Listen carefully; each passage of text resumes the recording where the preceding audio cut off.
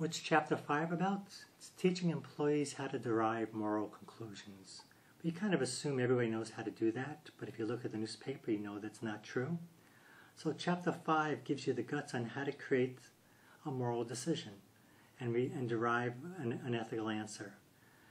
In a lot of situations in real life, what happens is something happens. I might see an employee walking down with something under their shirt, and it looks like they might be stealing, and I react to it. That's life.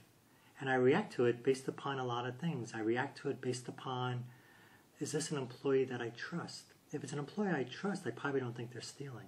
If it's an employee I don't trust, I probably think that they're stealing. So most decisions, moral decisions, are based upon intuition.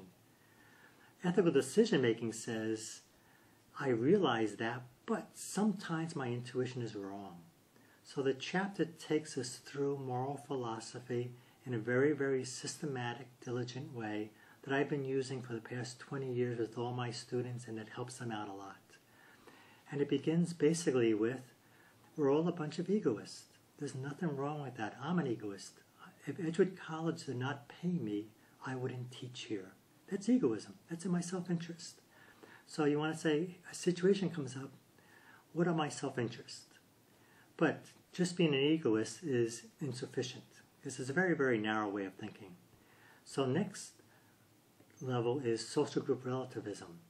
I'm not just an individual that needs money to pay for my mortgage on my house, but I'm a professor. I'm part of a professional group. What would a good professor do in a situation? That's a social group relativist. What would people in my social group do in a situation? People that I admire. What is it that they would do? Next, we have cultural relativism. I know what people in my profession would do. Cultural relativism says, what does the law say is right? So that's what a cultural relativist would do. And all of these gives us grist for the mill. But philosophy is beyond those. Philosophy isn't relativistic. Utilitarianism, what is the best thing for the organization? What is the greatest good for the greatest benefit? After that, you have deontology. What do I think every person in the world should do in this particular situation?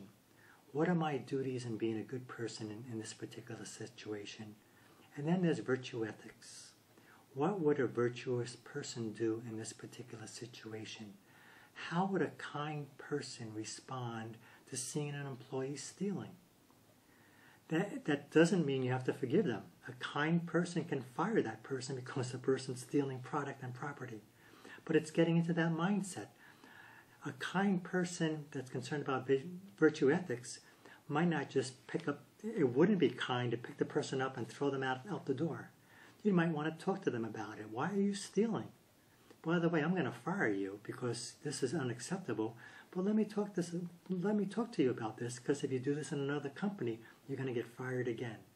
So virtue ethics is how to practice kindness and exercising what you think is the right thing to do. So the decision-making chapter, those ethical theories I just described then is used throughout the entire textbook on how to deal with the what would you do in a real-world situation, what would you do at Enron, and how would you build a building. So the students learn to ask these questions, and after you ask these questions, make a decision. And this way, if people disagree, you probably know why you took the decision you made, and you probably know why you didn't do what they think you ought to do, and you can tell that to them.